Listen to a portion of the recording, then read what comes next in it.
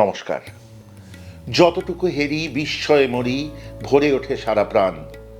বাঙালি রান্নার এই ঐতিহ্য দেখলে সত্যি অবাক হতে হয়, বিস্ময়ে প্রাণ ভরে ওঠে।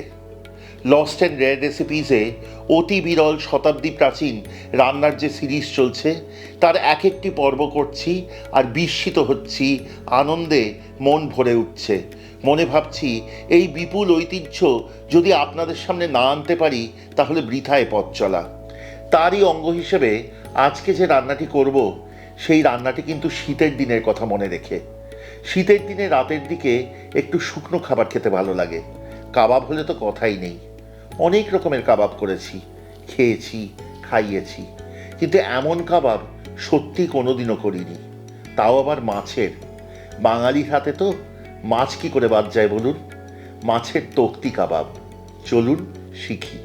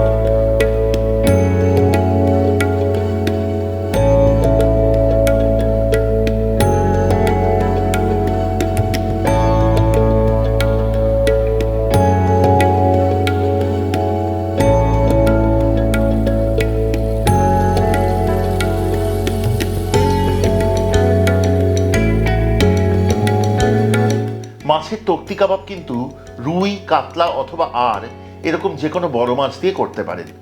মাছ প্রথমে টুকরো করে কেটে নিন। গাদার মাছগুলি সেদ্ধ করুন ভালো করে নুন দিয়ে। তারপর তুলে ঠান্ডা হলে কাঁটা বেছে আলাদা রাখুন। তারপর যান মূল রান্নায়।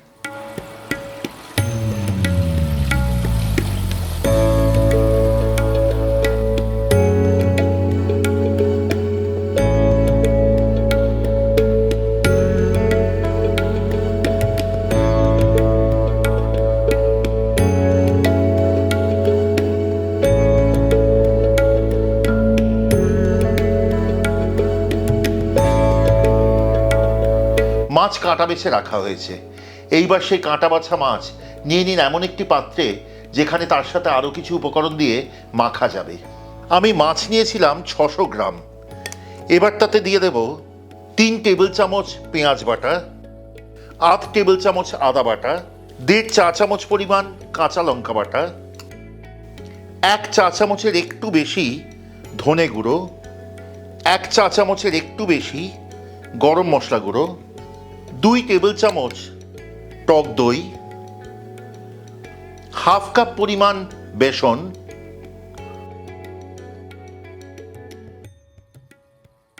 ডিমের কুসুম 2টি, মৌরি শুকনো খোলায় ভেজে গুঁড়ো করা 1 চা চামচের একটু বেশি এবং স্বাদ অনুযায়ী নুন। এইবার সব উপকরণ খুব ভালো করে মেখে নিন।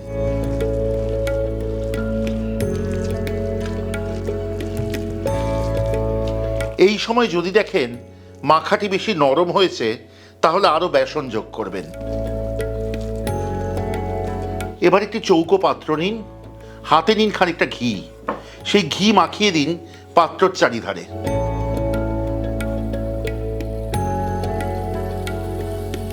আগে থেকে মেখে রাখা মাছ এবার সমান করে বিছিয়ে দিন পাত্রটিতে।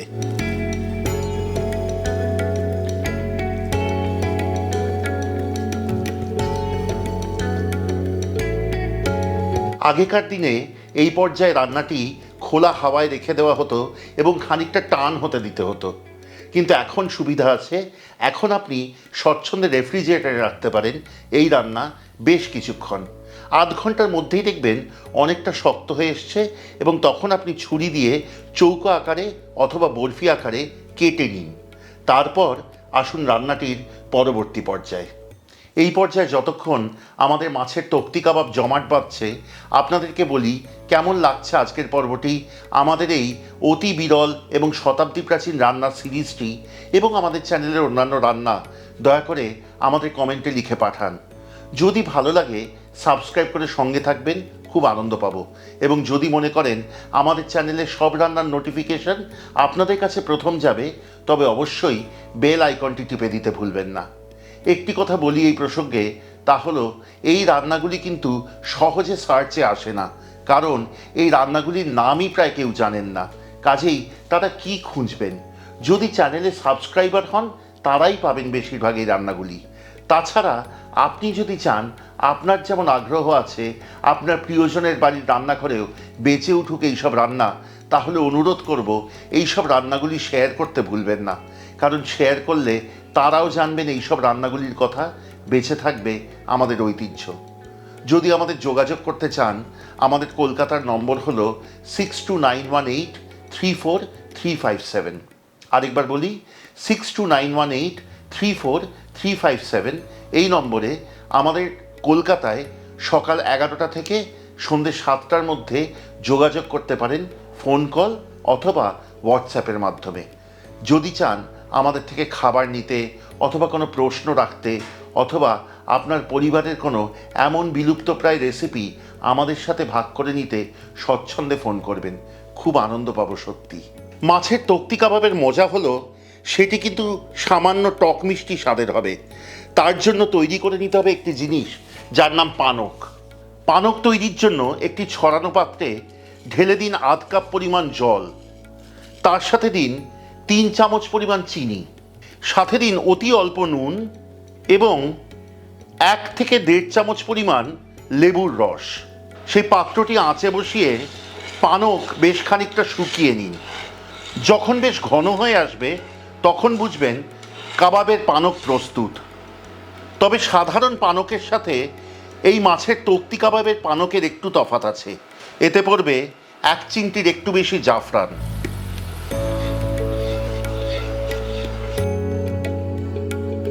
জাফরানি পানক প্রস্তুত। এবারে পানক সরিয়ে রেখে আরেকটি কড়াই বসান আছে। এবার তাতে ঢেলে দিন খানিকটা জল। এবার জল গরম হতে দিন।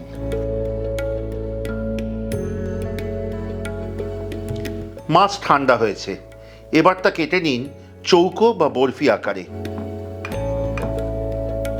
যদি স্টিমার থাকে তা ব্যবহার করবেন, নচেত একটি জালতি জাতীয় পাত্রে হাত দিয়ে মাখিয়ে নিন ঘি।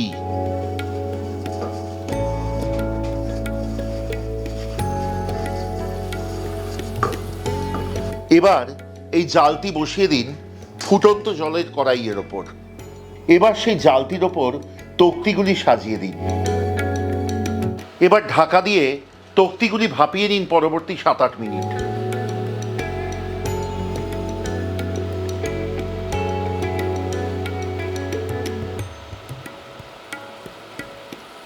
সাত থেকে 8 মিনিটের মাথায় দেখবেন তক্তিগুলি সুন্দর ভাপানো হয়ে গেছে। তক্তিগুলিকে এবার তুলে আলাদা রাখুন এবং আসুন রান্নার শেষ ধাপে। সবকটি তক্তি সুন্দরভাবে ভাপানো হয়ে গেছে। নতুন একটি কড়াই আঁচে বসিয়ে তাতে ঢেলে দিন বেশ খানিকটা ঘি।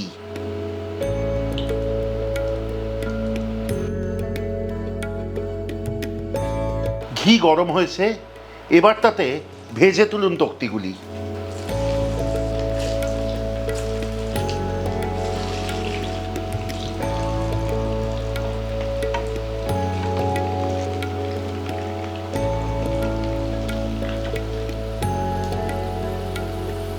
কাবাবে যখন রং ধরবে তখন কাবাবগুলি তুলুন এবং ফেলুন আগে তৈরি করে রাখা পানকে। একবার করে উল্টে দিন কাবাবগুলি। এই পানকে কিন্তু এই কাবাবকে টক মিষ্টি স্বাদের করে তুলবে।